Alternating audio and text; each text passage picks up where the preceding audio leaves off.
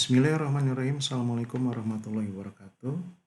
Berjumpa kembali Bapak Ibu guru hebat Nusantara yang sedang mengikuti PPG Diklat dalam Jabatan tahun 2023. Kita lanjutkan dengan mudahnya mengerjakan LK 2.3 bagian kedua. Bagian pertama sudah saya sajikan, sekarang bagian kedua. Jangan lupa subscribe supaya channel ini terus berkembang. Baik, kita langsung saja. Pada bagian kedua ini kita akan membuat tagihan, yaitu perangkat pembelajaran yang terdiri dari modul ajar atau RPP, kemudian bahan ajar, media pembelajaran, LKPD, dan asesmen.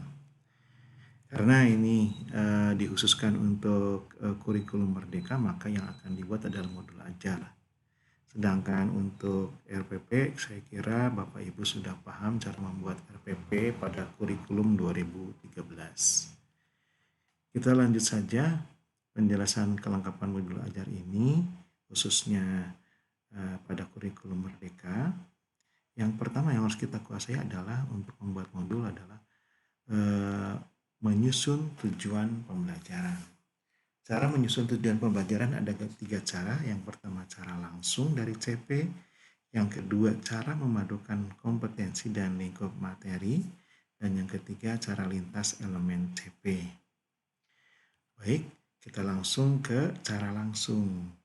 Kebetulan yang diangkat di sini adalah bahasa Inggris untuk kelas 10, yaitu fase E, menyimak, berbicara, dan difokuskan pada pokok bahasan naratif atau teks naratif. Di sini untuk cara langsung, Bapak Ibu dari elemen menyimak, berbicara, silakan untuk mengkaji, menganalisis kompetensi yang ada pada CP ini. Kalau Bapak Ibu sudah mendapatkan, yaitu di antara Bapak Ibu akan otomatis menyampaikan sebuah kompetensi. Contohnya di sini ada kata-kata menyampaikan. Menyampaikan apa? Yaitu menyampaikan opini. Opini tentang apa? Tentang teks naratif, khususnya karena yang akan dibahas adalah legenda Indonesia, jadi teks naratif legenda Indonesia. Nah, seperti itu caranya. Kemudian cara kedua yaitu cara kita mengambil kompetensi dan lingkup materi. Untuk lingkup materi tadi sudah dijelaskan, yaitu lingkupnya teks naratif legenda Indonesia. Sedangkan untuk membuat kompetensi, Bapak Ibu bisa menggunakan taksonomi Bloom ataupun Niktijia dan Wijin atau Marciano. Sekarang kita akan coba menggunakan taksonomi Bloom. Untuk taksonomi Bloom di sini diharapkan Bapak Ibu menggunakan minimalnya C4. Ini C1 mengingat, C2 memahami, C3 mengaplikasikan, dan C4 menganalisa. Jadi atau menganalisis. Jadi kita menggunakan menganalisis, contohnya berarti menganalisis lingkupnya naratif, berarti teks naratif khususnya pada legenda Indonesia. Nah, seperti itu. Jadi mudah Bapak Ibu untuk membuat tujuan pembelajaran dengan menggunakan cara yang kedua. Dan cara yang ketiga adalah lintas elemen. Ada 2 elemen, yaitu menyimak, bicara, dan membaca, memirsa. Dari kedua elemen ini kita gabungkan mana yang paling urgent ya, yang paling substansif. Dari sekian kompetensi yang ada di sini, di antaranya kita menemukan menyampaikan opini. Opini apa ya? Yaitu opini naratif. Nah, jadi menyampaikan opini tentang teks naratif legenda Indonesia. Jadi mudahkan cara untuk membuat tujuan pembelajaran. Selanjutnya Bapak Ibu kita akan membuat modul ajar. Komponennya di sini ada informasi umum, ada komponen inti dan lampiran. Juga kita akan membuat bahan ajar. Ini komponennya, membuat LKPD, komponennya sudah ada. Kemudian media pembelajaran juga komponennya sudah diarahkan, dan instrumen penilaian. Baik, kita langsung saja. Kita akan menggunakan fasilitas Excel di sini. Saya sudah membuat Excel ini dalam bentuk untuk tabel-tabel yang sudah terhubung tapi tidak semua elemen.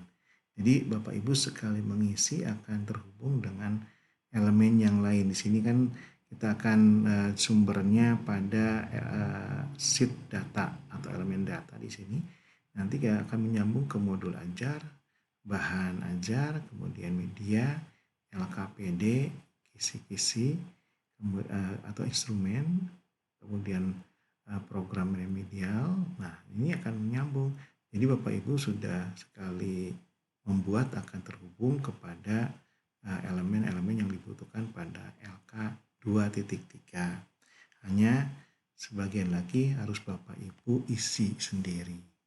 Nah, untuk yang terhubung adalah ini data diri ya, dari mulai sekolah, kemudian mata pelajaran dan seterusnya sampai penulis. Kemudian yang kedua yang terhubung juga adalah elemen, capaian pembelajaran dan tujuan pembelajaran. Ini sudah terhubung.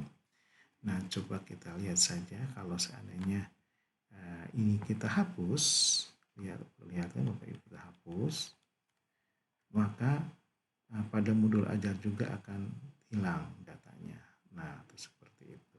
Jadi Bapak Ibu untuk mengisi data umum tentang data pribadi atau sekolah, Bapak Ibu cukup mengisi di sheet atau isian di data. Nah, isian data di sini. Tinggal Bapak Ibu isi saja satuan pendidiknya apa, mata pelajarannya apa, materinya apa. Tinggal diisi. Kalau sudah diisi, nanti Bapak Ibu ini akan nyambung ke modul ajar, sudah ada. Kemudian bahan ajar juga sama, media dan seterusnya. Nah, begitu juga dengan komponen inti seperti elemen, kemudian capaian, pembelajaran, dan tujuan. Hanya untuk tujuan dan elemen Bapak Ibu harus isi dulu gitu. Capaiannya apa, kemudian Ibu Bapak membuat tujuan pembelajaran seperti yang sudah saya paparkan sebelumnya, cara membuat tujuan pembelajaran. Coba kita cek saja. Ini kita hapus yang Bapak Ibu, kita lihat di modul ajar.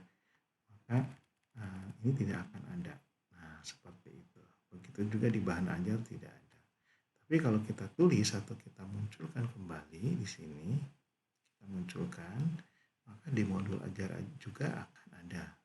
Di bahan ajar juga akan ada. Nah, seperti itu. Jadi yang Bapak Ibu perlu tulis di awal yaitu identitas Bapak Ibu dan termasuk satuan pendidikannya, kemudian elemen, kemudian capaian pembelajaran. Kalau elemen tidak ada berarti langsung ke capaian pembelajaran dan tujuan pembelajarannya buat sendiri.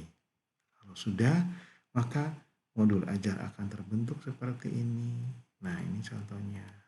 Nah, berarti setelah penulis di sini Bapak Ibu harus menuliskan sendiri ya, tentang kompetensi awal yang harus dimiliki oleh peserta didik, kemudian profil pelajar Pancasilanya yang akan diungkap di modul ini apa saja. Contohnya di sini ada 3, kemudian sarana prasarana pembelajaran apa saja, silakan tulis sesuai dengan pembelajaran yang akan Bapak Ibu lakukan.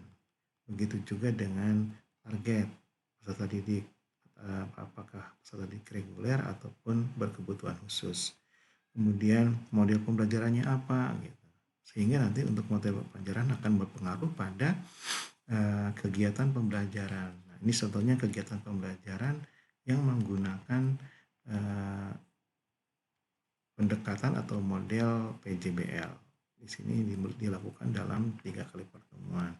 Nah, di dalam PJBL tentunya akan menunjukkan sintaknya nih, dari menentukan pertanyaan dasar, kemudian membuat desain proyek, langkah-langkahnya sudah ada di sini. Nah, seperti itu. Ini hanya contoh saja, nanti Bapak Ibu bisa untuk memodifikasi atau membuatnya. Nah, dilengkapi juga di sini ada refleksi. Nah, di bahan ajar juga sama Bapak dan Ibu. Di sini Bapak Ibu setelah ini diisi identitas dan juga elemen dan capaian, maka akan diisi yaitu tentang bahan aja yang akan disampaikan. Contohnya di sini definisi tentang naratif teks apa, tujuannya apa, generic structure-nya, kemudian language features-nya apa, kemudian tipenya, contoh teksnya apa. Nah, seperti itu. Begitu juga dengan media. Media yang akan digunakan pada pembelajaran itu apa saja gitu. Nah, contohnya sini menggunakan media interaktif seperti quizzes dan seterusnya. Kemudian LKPD-nya juga sudah dicontohkan. Ini LKPD-nya, tinggal Bapak Ibu mungkin memodifikasi saja. Kisi-kisi juga sudah, kisi-kisi formatif dan sumatif gitu. Kemudian program remedial juga. Nah, demikian Bapak Ibu, ini kelengkapan-kelengkapan yang bisa Bapak Ibu nanti upload untuk LK 2.3. Selain LK 2.3, inilah yang harus Bapak Ibu upload ke LMS. Oh, jangan lupa satu lagi, kalau seandainya Bapak Ibu mau merubah tadinya bentuk Excel menjadi bentuk PDF, Bapak Ibu mudah sekali. Jadi per sheet Bapak Ibu lakukan. Caranya ke file, kemudian ada save as, kemudian kita browser ya kemana, mau ditempatkan di mana nih, contohnya di LK 2.2. Contohnya kita sudah judulnya modul aja sesuai dengan yang tadi. Kemudian kita ke PDF kan, klik PDF, langsung di save, maka yang tadinya Excel akan berubah menjadi PDF seperti ini. Jadi seperti itu Bapak dan Ibu, mudah-mudahan bermanfaat. Wassalamualaikum warahmatullahi wabarakatuh.